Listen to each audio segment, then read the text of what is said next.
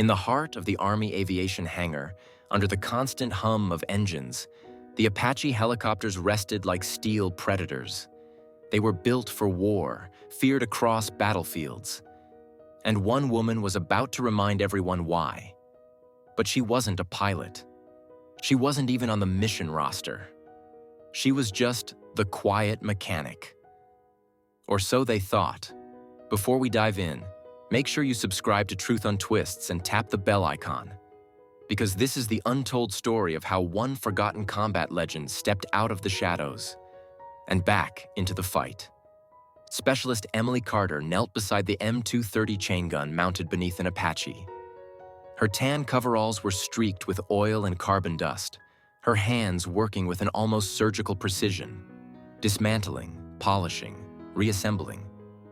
To most of the crew, she was just the armament tech who clocked in early, clocked out late, and never joined the chatter in the break room. But for those who watched closely, there was something different. The way she checked tolerances by touch, the way she aligned the feed system without even looking at the manual. It wasn't just training, it was muscle memory.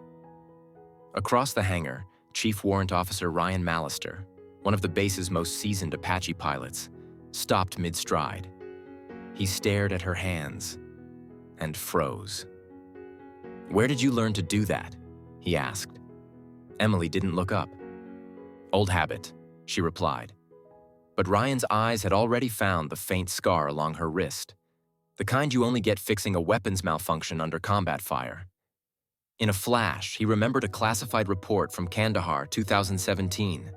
A female weapons officer who, mid-flight, repaired a jammed M230 while under heavy enemy fire, saving a ranger team trapped below.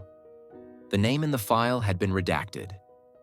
The officer was listed as medically retired after the mission. "You were with Task Force Orion, weren't you?" he said quietly. Emily's hands froze. She set down the cleaning cloth. That file's sealed for a reason. Before Ryan could ask more, the hangar's PA system erupted. One of the squadron's Apaches had suffered catastrophic weapons failure mid-air, and they had 1 hour to fix it before it was redeployed on a live intercept mission. The mission: stop a hostile drone swarm before it reached a civilian convoy in Allied territory. Failure was not an option. Officers shouted, crews scrambled. And Emily? She didn't hesitate. She tossed the rag aside and strode toward the inbound Apache, like she'd just stepped back into 2017. The damaged bird skidded into position, its gun smoking, hydraulics hissing. Emily didn't ask for tools. She grabbed the portable diagnostics kit, tore off the jammed ammo belt with brutal efficiency, and stripped down the breech assembly faster than anyone had ever seen. Her voice was sharp, commanding. "Pull that feed tray, now. Swap that link belt. 3 rounds short. Hydraulics, run a bypass. We're on a hard clock." 17 minutes later, 3 minutes ahead of the critical window, the weapon was not only repaired, but recalibrated for maximum accuracy. Ryan climbed into the cockpit. He powered up the M230. The chain gun roared to life, smooth, steady, deadly. Emily gave a single nod. She's ready. No fanfare, no boasting. She just stepped back into the shadows as the Apache lifted off toward the intercept. Hours later, the gunship returned. Its nose dusted from a far-off desert, its mission complete, its crew alive. Ryan found Emily back at her bench, quietly cleaning tools. Without a word, he placed a folded piece of paper in front of her. An official reassignment to advanced armament operations, signed by the base commander at Ryan's insistence. Emily looked at it, then at him. From her pocket, she pulled a battered Task Force Orion patch and set it on the table.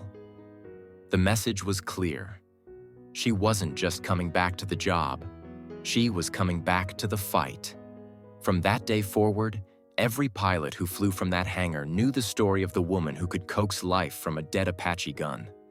No medals, no speeches, just scars, and the quiet skill to keep the world turning, one repair at a time.